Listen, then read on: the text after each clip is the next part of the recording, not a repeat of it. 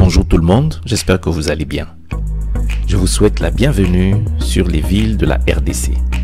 Comme vous le savez, à travers cette chaîne, nous découvrons des villes, des cités et des localités de notre grand et beau pays, la République démocratique du Congo. Aujourd'hui, nous allons découvrir une ville au passé historique, au passé unique, la ville de Boma. C'est parti!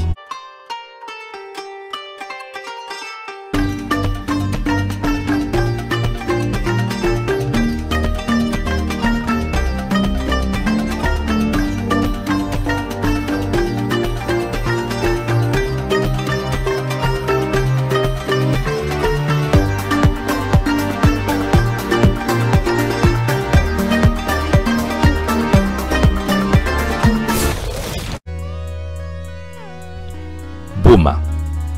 La ville de Boma est une ville toute particulière vu son passé historique. Elle est située à l'ouest de la République démocratique du Congo, dans la province du Congo central. Elle fait partie des premières grandes agglomérations structurées du pays. Elle se compose actuellement de 3 communes, à savoir les communes de Zadi, de Kabondo et de Kalamou. Administrativement parlant, elle comprend également le territoire de Mwanda, dont nous parlerons plus tard dans une autre vidéo. Les cours d'eau qu'on y trouve sont les rivières de Kabondo, la rivière de Kalamou et le fleuve Congo. En effet, la ville de Boma se situe sur la rive droite du fleuve Congo et est un port. C'est le 2e port du pays après celui de Matadi. Ses habitants sont les Bomatraciens. La langue officielle est la langue française et la langue nationale est le Kikongo, et plus précisément le Kikongo ya l'État.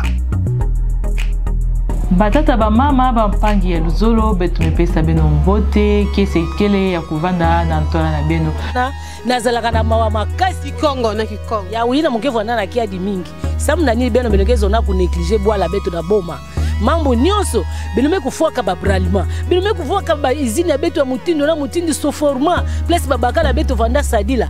Mais Boma, à l'échelle du pays, est une très vieille agglomération. Elle a été fondée au XVIe siècle par les Portugais. Les sources historiques révèlent qu'elle a été établie comme poste d'esclaves par les marchands européens.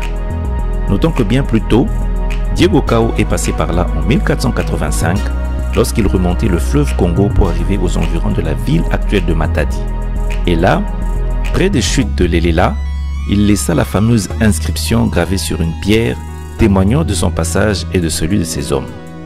Aqui chegaram os navios do esclarecido rei de João Duo de Portugal, Diogo Cao, Pero Anes, Pero da Costa. Ce qui signifie « Ici sont arrivés les navires du roi très éclairé Don Jean II de Portugal, Diogo Cao, Pero Anes, Pero da Costa ».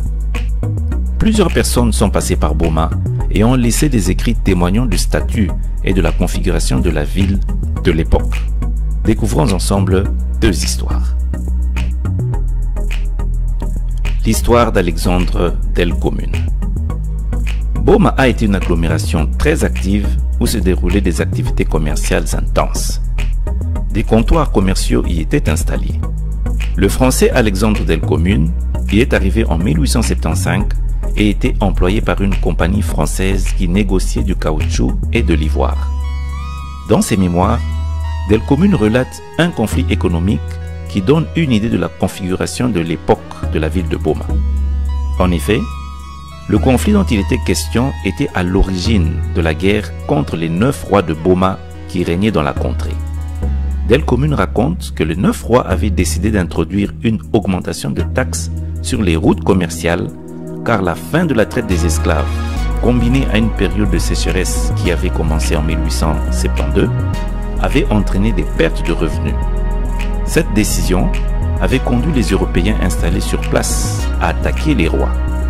Del Commune, qui dirigeait l'offensive contre Nekuko, un des 9 rois, prit d'assaut le village de Kikuku en 1878 et spolia une sculpture, la statue Nkisinkonde, qu'il décrit comme un fétiche de guerre.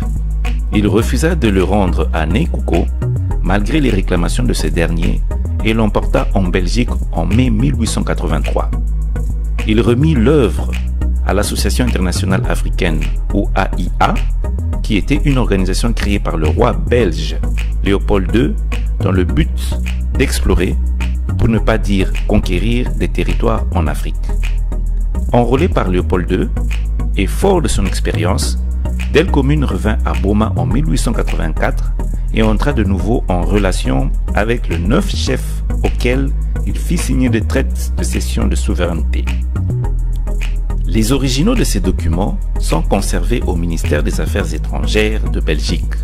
On peut y découvrir les croix en guise de signature des 9 rois et la signature de Del Comune. Notons aussi que nous apercevons la signature de Né Coucou. L'histoire de Henri Morton Stanley. Stanley est parmi les explorateurs d'Afrique les plus connus, notamment à cause de son exploit de traverser l'Afrique d'est en ouest qu'il raconte dans son ouvrage intitulé « À travers le continent mystérieux ». Financé par le journal New York Herald et le Daily Telegraph, Stanley quitta Zanzibar en 1874 avec une caravane constituée de 356 hommes. Il parcourut l'est de la République démocratique du Congo ainsi que le bassin du Congo. Il navigua sur le fleuve Congo à bord d'une embarcation démontable, le Lady Alice. À chaque bief non navigable du fleuve, ils étaient obligés de démonter leurs embarcations, de traîner les pièces sur les rouleaux à travers des rochers, des ravins, et après s'être frayé un passage dans la brousse. L'expédition affronta des maladies et des peuples qui étaient hostiles à leur passage, tels que les Basoko et les Bangala. Il atteignit Isangila le 30 juillet 1877. Le 4 août de la même année, affamé et totalement épuisé, il envoya 4 hommes avec un guide pour porter un appel au secours à Boma. Un groupe de Blancs partit à sa rencontre. C'est le 9 août 1877, soit 999 jours après son départ de Zanzibar, que Stanley arriva à Boma. Des 356 hommes qui constituaient la caravane, seuls 115 hommes survécurent. Il avait également perdu en route ses 3 compagnons anglais. Il rencontra à Boma Del Comune. L'histoire raconte qu'il passa nuit dans le creux d'un baobab, fait contesté par certaines analyses. Selon une source, il demeura 2 jours à Boma et poursuivit sa route vers Luanda puis Zanzibar, où il ramena les hommes qu'il avait engagés. Une autre source déclare que Stanley administra pratiquement la ville de Boma et toute la région jusqu'en 1884. Après la conférence de Berlin tenue en 1885, le roi Léopold II obtint le vaste territoire d'Afrique centrale. Ainsi naquit l'État indépendant du Congo, dont la capitale fut implantée d'abord à Vivi, puis le 1er mai 1886 à Boma. Boma fut le siège administratif de l'État indépendant du Congo et à partir du 15 novembre 1908, siège administratif de la colonie belge du Congo. Elle perdit ce statut au profit de Léopoldville, actuellement ville de Kinshasa, le 31 octobre 1929. En tant que capitale du pays, Boma s'est développée rapidement. En effet, l'équivalent du président de la République de l'époque y logeait. Le premier administrateur-gouverneur fut Sir Francis Walter de Winton. Boma a vu s'implanter sur son sol la première église catholique du pays. Construite tout en métal dans les ateliers des œufs près de Namur en Belgique, elle fut amenée et assemblée à Boma en fin 1899 pour desservir la mission des pères de Scots de Boma. On a installé également à Boma la résidence en fer du gouverneur.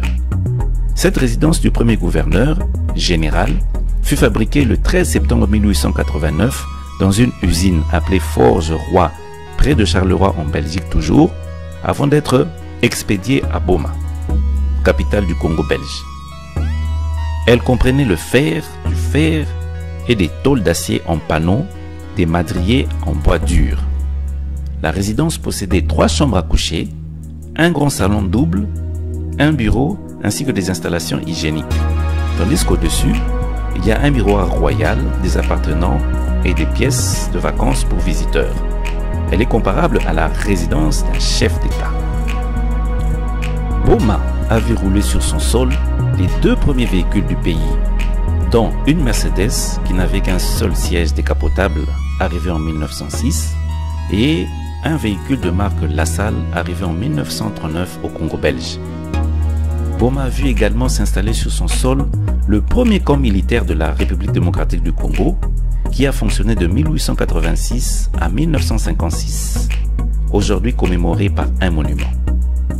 Boma a accueilli les premières écoles du pays, notamment la colonie scolaire de Boma. Notons qu'elle a été créée vers les années 1890 et était dirigée par les pères scotistes. Y étaient rassemblés des orphelins et des enfants délivrés des esclavagistes. En 1909, la colonie sera remise entre les mains des frères des écoles chrétiennes et deviendra un haut lieu de l'enseignement au Congo. Boma a possédé également une gare, construite en 1899 et qui constituait le point de départ de la ligne du chemin de fer du Mayombe, dont la dernière station était Tchela, localité natale de Joseph Kasavubu. Elle a été démantelée sous le règne de Mobutu, le président, pour être reconstruite dans la province de l'Équateur. On peut accéder à la ville de Boma par la voie aérienne et on découvre l'aérodrome de Boma, la voie fluviale pour découvrir le port de Boma et enfin par voie routière. Voici en images quelques lieux à visiter.